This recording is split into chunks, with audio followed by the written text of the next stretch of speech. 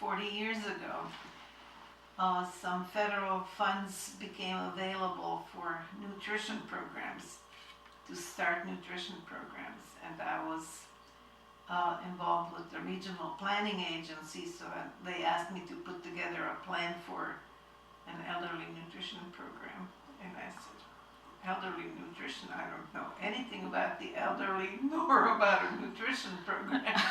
So I did it, and it's pretty much a pioneer experience. There weren't too many elderly programs, so we had to start from scratch to find out what was needed and who would be able to provide it, and that's how it all started. You have just heard from the woman who was the founding director of SWACA and provided leadership for 25 years to the agency.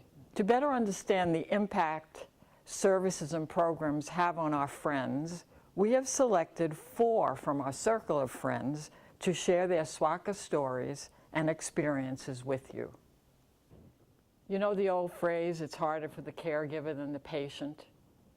Next, you will hear from a caregiver who experienced just that. She needed relief to go on. The Alzheimer's Respite Program and the Connecticut Home Care Program helped her through a difficult period. Have you considered getting in touch with the elder group and seeing if they could help? At that point, I called Mary Donnelly, and Mary said, okay, how do we work into this for you? What can we do to help?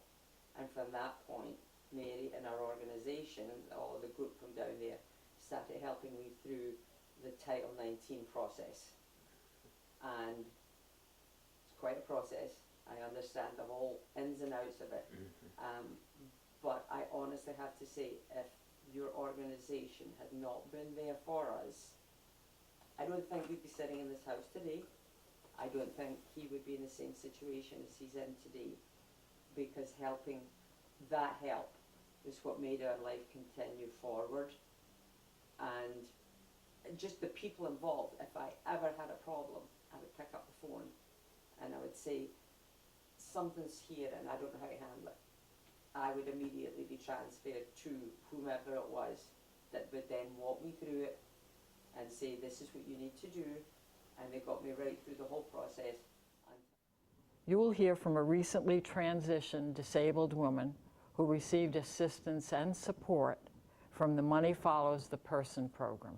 Like I said, I was used to having, my family doing everything, to, going to a nursing home and being on your own for that year. You're learning how to do the everyday things on your own. Even though you have aides to help you, you're still trying to figure out, okay, how do I do this and how do I do that? This program does work. I mean, when they first told me that I would have to stay for years, and it only took me a year to get from being in a nursing home to getting an apartment, and it only took a year, so it truly does work. One of SWACA's earliest grantees in the 80s was a senior outreach program in Stamford. Still in existence today, listen to the program's coordinator's thoughts on the impact SWACA's grants have had on his community. Once SWACA support the outreach, primarily the outreach aspect of it. And that's a big, because I give outreach to the ones that are homebound, the ones that are shut in, when they become hospitalized, when they become long or short-term rehab, or whatever.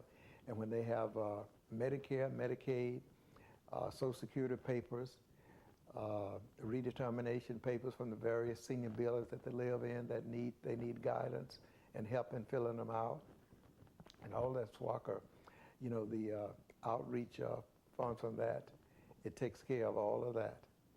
And it just helps support the program, because the program without them would not be able to, the other agencies, with the downsizing of the grants from the other agencies, they wouldn't be able to do it if SWACA, didn't support that.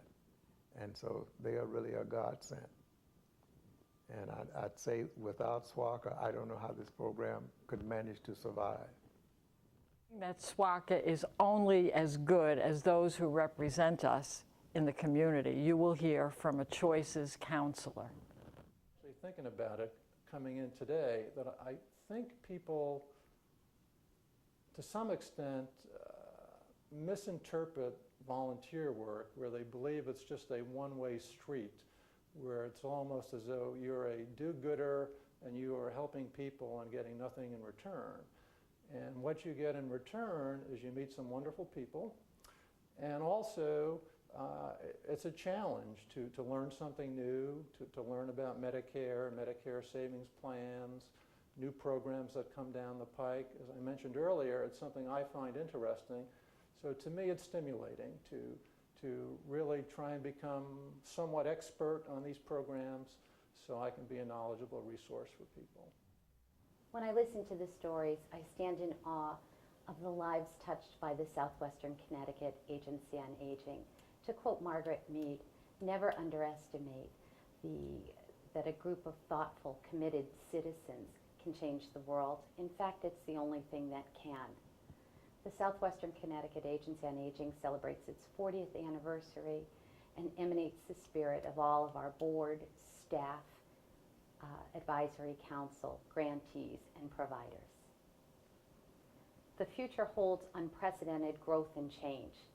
Southwestern Connecticut Agency on Aging stands ready to evolve and become a partner in healthcare's triple aim: better health, improved outcomes, and more cost efficiencies. We are committed to an integrated solution that includes medical, cognitive, and social supports for all of the community's members. I see the Southwestern Connecticut Agency on Aging in the eyes of a care manager as she asks her client what it is he hopes to achieve and how she can help him achieve it. I see it in the board and advisory members' deliberations as they take limited funds and try and make them have the greatest impact. I see it in our choices counselors as they spend countless hours entangling a bureaucratic mess in Medicare or Medicaid. SWACA is humbled by its history and strengthened by its mission. You wouldn't jump off in the ocean, with turbulent waves unless you had a proper life jacket on. SWACA is just like a life jacket.